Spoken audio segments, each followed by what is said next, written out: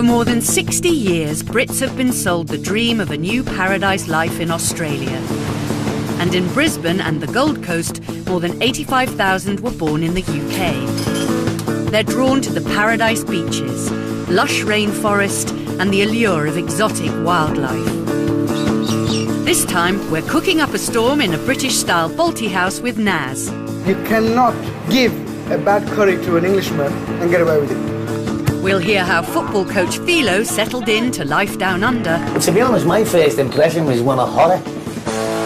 And we'll join accountant Lorraine as she ventures into Australia's party capital. Surface is black hole with the sunshine. Can British expats really find paradise down under?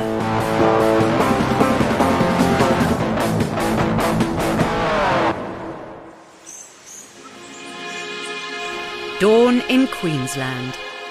Here, sport is not just a pastime, it's a way of life. 80% of people take part in regular exercise, twice as many as in the UK. For the size of its population, Australia has produced more sports champions than anywhere else on Earth. And with over 30 miles of beaches and 300 days of sunshine a year, it's the perfect place to work up a sweat. And down under, there's a very British sport that's helping Poms settle into the outdoor life.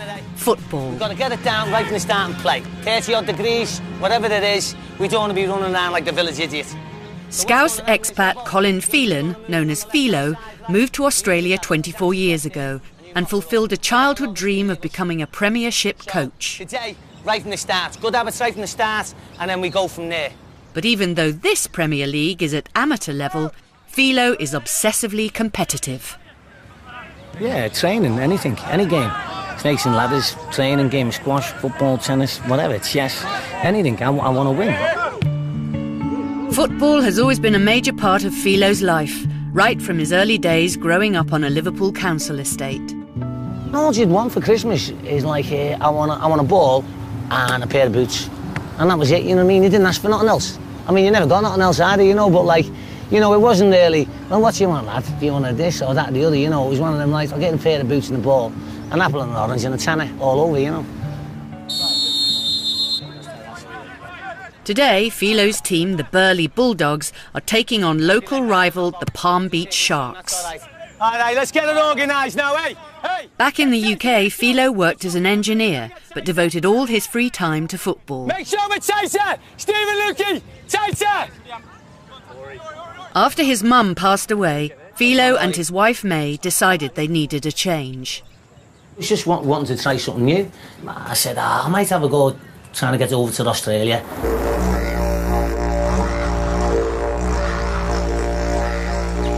Miss World wasn't too happy, you know, like the wife, you know, she sort of didn't fancy it because she's got a massive family, you know. And I said, well, we go. I said, and if we fall on our jacksy, well, you know, we can always come back. That's better. To be honest, I never done a lot of research and nothing because I thought something might put me off, you know. When I was on the plane, I had the biggest hangover in the world. And this woman gets on like Hattie Jake, sits next to me, I couldn't move, she's like this. And then she's going, oh, where you going? She's going, Brisbane. There's snakes like that and there's spiders and everything and cockroaches, and I'm thinking, oh no, you know what I mean? So to be honest, my first impression was one of horror. If Philo had done his homework, he would have discovered Australia is home to 9 varieties of venomous spiders that bite over 2,000 people a year, a snake so dangerous that one drop of its venom can kill 100 people, man-eating crocodiles, and sharks that grow up to 40 feet long. Even the koalas are known to bite. Philo's plane landed safely, and 3 days later he was playing football. 24 years on, and little has changed. I knew I could come out here, play football, be away and meeting people and all that, and so I knew it was always going to be easier for me to settle than for May. And it was like that. May was homesick for like 20 years, probably still is, you know. For many expats, embracing Australia is the way forward. After holidaying down under, Brummie restaurateur Naz fell in love with Australia and got a taste for kangaroo. Very lean meat, very healthy food, very, very healthy. But it takes a bit of cooking because it's gamey. You have to take that smell out. Back at his restaurant in Birmingham, he came up with the idea of combining his passion for Australia with his Indian heritage by putting kangaroo curry on the menu. A stunt that hit the headlines in the UK papers. It wasn't just kangaroo. Soon snakes and crocodiles were giving his curries some bite. Alligator was, it's not my cup of tea, or snake, but I did it for the novelty. Naz's interest in Australia didn't stop at the tasty wildlife. And 8 years ago, he moved down under with his 3 children and wife Roshana to open an authentic curry house. You didn't have tables outside your restaurant in Birmingham, did you? They wouldn't be there after 5 minutes, would they? These days, Naz leaves the edible exotics off the menu in favour of more traditional British Indian fare. And his restaurant is currently the only Pommy-style curry house on the Gold Coast. This is English-style onion bhaji. It isn't onion bhaji you'd get in India or Bangladesh or wherever it originates from. This is more of a UK-based recipe. You try and get this in Australia, anywhere else, good luck to you. I had a very good life in England, but Australia gave me more, better, quality-wise, not quantity, quality-wise. You're always looking for improvements in your life, and you're always looking for a better environment to bring to your children. The family has made sacrifices. Brisbane's Asian population is 1/15 the size of Birmingham's, and Naz and Roshana miss the connection to their roots back home. We both almost struggle to speak our own languages now anyway, because we don't speak it to anyone, we speak English 24/7. That's our first language. I used to be able to speak 3-4 languages before. I struggle now because there's nowhere here for me to practice. This isn't something that bothers Naz's children. Could you ever see yourself moving back to Birmingham? Never in a million years, no. Not for the food or the people, not in a million years. I love this place to bits. I've got my curry house here, there's an Irish pub around the corner, so what's there to lose, you know? There's nothing that I would go back for. Not the scenery, not the people, or not the places. I can't. Football like this, definitely. Naz's son isn't alone in embracing everything Australia has to offer. Every year, 30,000 Brits make the move down under, and many list the sunshine and golden beaches as huge attractions. Guildford couple Marcus and Lorraine arrived on the Gold Coast a year ago with their daughter Sky and are still settling in. With the heat. Absolutely love it. Sky finds it hard when she does PE at school because they make her do it cross country through the bush and the kangaroos chase her and shit. So hot as well. In the UK, Marcus worked in the construction industry and Lorraine was an accountant. They do the same jobs now they're in Australia, but are financially better off. We were discontented there. We weren't happy with the way we were living our lives.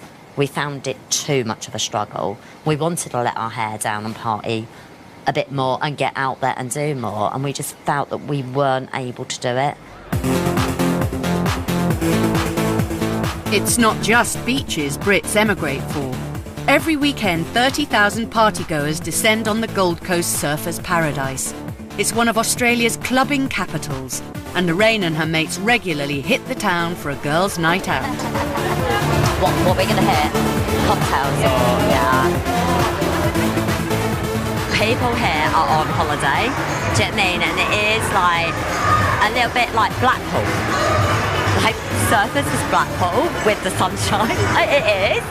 Lorraine's husband Marcus doesn't share her passion for the bars and clubs of surfers' paradise. Marcus doesn't dance, he doesn't talk to strangers, he likes his own thing. Give him a party at home, happy as Larry. He will go golfing, fishing with the boys, no worries. In England it wasn't his scene, so it's not going to be seen in here. And if Marcus says no, he says no and he means no. It's like, no. But in surfers, there's no shortage of people to dance with. Even the glass collectors get in on the action. Guildford was everybody knew you. You done anything wrong, they're on the phone to your husband normally going, did you know your wife was out last night? Here it doesn't happen. Oh yeah!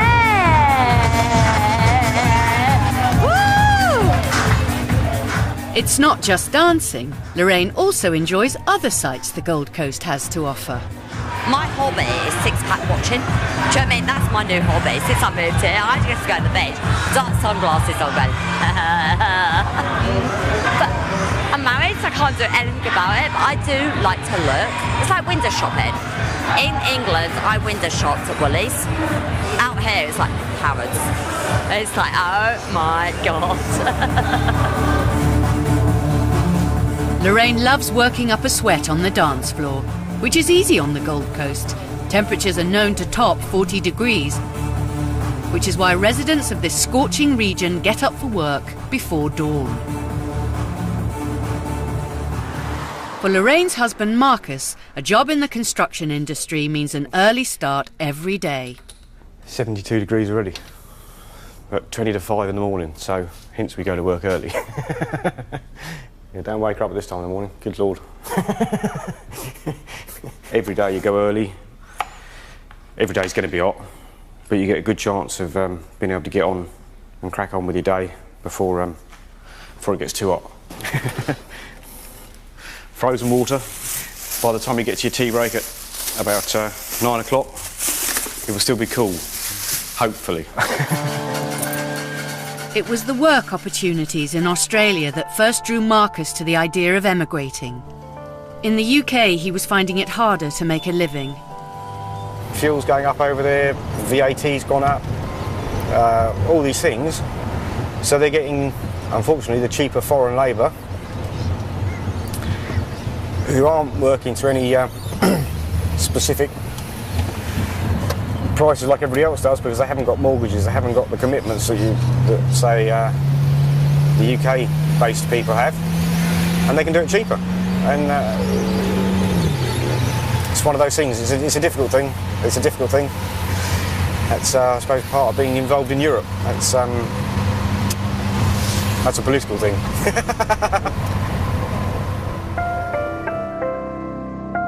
Marcus may start the day early, but on the plus side, he's finished by mid-afternoon and free to enjoy the best this country has to offer.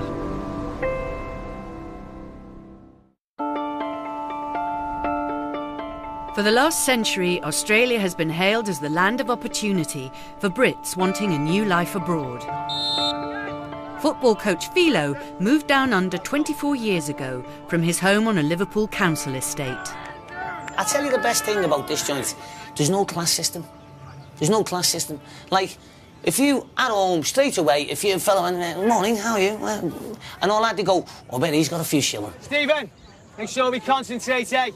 We're here. There's none of that. You wouldn't have a clue whether they had 10 million or 10 bob by the way he spoke. Come on, Ori, Ori, Ori! Philo's not the only Pom involved with the team. Well done, Ori! Club president Ken was born in London, but in 1952, aged just 16, he took a one-way trip to Australia with his best friend Ron. One Sunday morning we were reading the Sunday newspaper and this photograph of all these kids coming to Australia under the Big Brother movement, and there were vacancies to come, and we decided we'd put our application in to come, and it was only £5. After the Second World War, over 1 million Brits emigrated down under at the invitation of the Australian government. One scheme was the Big Brother movement, established to bring teenage British workers to the New World. The scheme was part of the White Australia policy. Now regarded as highly controversial, it restricted non-European immigration down under. The policy wasn't fully reversed until the 1970s. Really and truly, we didn't know what it would be like. My father had, I always remember my father had a bad impression of Australia. Even when we decided we wanted to come to Australia, he definitely didn't want me to go. I suppose young kids, 16, 17, we were happy to take the chance and see what it was like. Ken settled in Brisbane. He married a local girl, Sandy, and they raised 3 boys together. he spent nearly 60 years living in Australia. This country's been good to me for a whole lifetime, and I count myself as an Australian. Even when the Ashes are on, I know you beat us this year, but I'm not. I don't regret that. It's nice to see it go around. Take him on! Take him on! Moving down under has meant sacrifices for Ken, as he never saw his father again. But he's made the most of his life in Australia.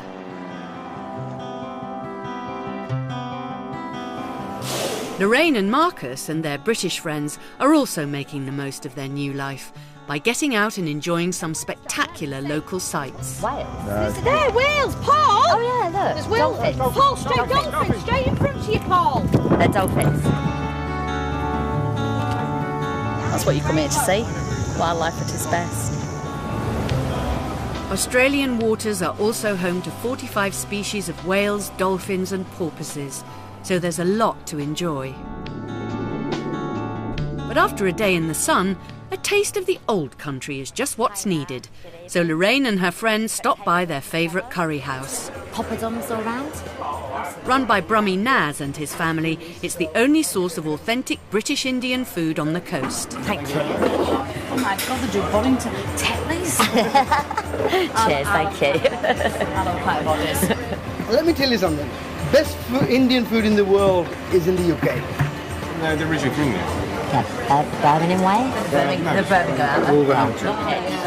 You cannot give a bad curry to an Englishman and get away with it. It's impossible. They are connoisseurs of good food, good curry. Can you pass a brown ale glass? This is going to take me about a minute to drink this, and then I want something afterwards. These days, curry may be as British as roast beef, but for Naz, being a Brit of Indian descent has confused a few of the Aussie locals. How about Australians coming here? Well, you don't look like a Pommy. I said, well, well, you don't look like an Australian. Do I have to be white? I would go out there to take an order and they would expect me to speak English with an Indian accent.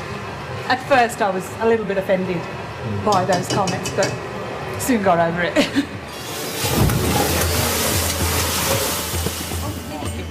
But tonight's customers know that good curry comes from Birmingham and have ordered a local favourite. Good old chicken tikka masala. This is the dish that made the Indian food famous in the UK. This is it. Okay, have your chicken korma. Oh, this looks gorgeous. Thank you very much. Tikka masala. Yep. That's down that end. From my knowledge, I think they sell on an average on a Saturday night in the UK 300 tons of tikka masala on a Saturday night. 98% of that is consumed by British white people. Fantastic. But this is a proper curry though, isn't it? Is this like more like England though, isn't it? Yeah, definitely. Having the best of British cuisine while surrounded by the beauty of Australia is the perfect life for some expats. He doesn't want it! He doesn't want it! He doesn't want it! He doesn't want it! Go on, go on. Brilliant shot! Brilliant shot! Scouse football coach Philo has spent 24 years living down under and has never felt truly at home. Do you feel like you kind of belong here? No. No. My home's in Liverpool. You know what I mean? And like, May's the same. The wife's the same. I'll always be a Scouser, and May will. Soon after moving to Australia, Philo and his wife started a family, and his two daughters have never known anything but Australia. My kids would never go and live at home. Like the eldest girl's 21, and she's doing quite well here, and they go, we're Aussies, you know. And they are, to be honest. Breaks me hard to say, but they are Aussies. But they're good kids, you know what I mean? They're all right, yeah, for Aussies. Philo and his wife may want to go home to Liverpool, but it would mean leaving their children behind on the other side of the world. Even if you found a paradise life down under, the transition to being Australian can be difficult. I'll always be British. I'll always be proud of where I've English, sorry, darling. Always be proud of where I come from, and yes, if anybody asks me, I'll always say I'm English, always. I'm proud to be English, and I'm also proud to be a Scouser, you know what I mean? And to be honest, you're probably even more proud now, being a Scouser, being English, because you're 12,000 miles from home. I think you sort of feel as if you're flying the flag a little bit, you know what I mean? I'm always going to be Indian. My ancestors are Indian, but I've been brought up as a British Indian, and now I'm an Australian citizen. I've lived here a good while, and I class myself as an Australian British Indian. That's me. And I think my kids will probably agree with you. They class themselves as Australian British Indian. You're still stuck in Britain. No, I'm not stuck. I just said to you, I like my British. You give up a lot to come here. But, you know, when you're sort of jogging along the beach there, you know, 7 o'clock in the morning, it's like 26 degrees, and have a little jog, bit of a dip, go and have a cuppa, you know what I mean? Do the rest of you do what you're doing. Football, a few beers, it's sort of all, it's, you know, it sort of puts everything in a bit of balance, I suppose, you know. How would you like to spend 14 nights in the beautiful Gold Coast of Australia? We'll be sending one lucky family of 4 off to stay in a gorgeous beachfront apartment in Surfers Paradise. You'll be sent on an exciting outback adventure, get up close and personal with the animals at the zoo, and be given £5,000 spending money. To be in with the chance of winning this trip of a lifetime, all you have to do is answer the following question. What is the famous landmark in Sydney? Is it A, the Eiffel Tower, B, the Opera House, or C, the Statue of Liberty? To enter, call 0901 29 39 123. Calls cost no more than £1.03 from BT landlines. Calls from other networks may be higher, and from mobiles will be considerably more. Or text A, B or C to 88444. Texts cost £1 plus 1 standard network rate message. Red button viewers can enter by pressing their red button now. You can also enter for free at itv.com. Entrance must be 18 or over, and lines close at 10 a.m. on the 20th of July 2011. Entries made after closing time will not be counted but may still be charged. A man died tonight. Jessica, I need to be clear on this. You think Stephen Mullen was coming for you? Obviously, he was planning some sort of an attack. The man was insane. Even Lewis is unprepared for what comes from another investigation next. Trevor McDonald looks at the work of specialist police car crimes teams across the UK. That's at 10:35. For more than 60 years, Brits have been sold the dream of a new paradise life in Australia. And in Brisbane and the Gold Coast, more than 85,000 were born in the UK. They're drawn to the paradise beaches, lush rainforest, and the allure of exotic wildlife. This time, we're cooking up a storm in a British-style Balti house with Naz. You cannot give a bad curry to an Englishman and get away with it. We'll hear how football coach Philo settled in to life down under. To be honest, my first impression was one of horror. And we'll join accountant Lorraine as she ventures into Australia's party capital. Surfers is Blackpool with the sunshine. Can British expats really find paradise down under?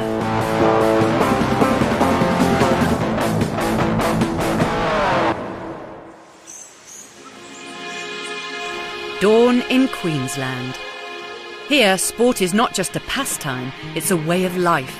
80% of people take part in regular exercise, twice as many as in the UK. For the size of its population, Australia has produced more sports champions than anywhere else on Earth. And with over 30 miles of beaches and 300 days of sunshine a year, it's the perfect place to work up a sweat. And down under, there's a very British sport that's helping Poms settle into the outdoor life. Football. We've got to get it down right from the start and play. 30 odd degrees, whatever it is, we don't want to be running around like the village idiot.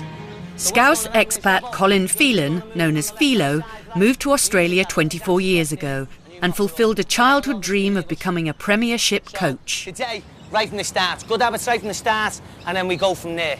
But even though this Premier League is at amateur level, Philo is obsessively competitive. Yeah, training, anything, any game. Snakes and ladders, training, game of squash, football, tennis, whatever, chess, anything. I want to win. Football has always been a major part of Philo's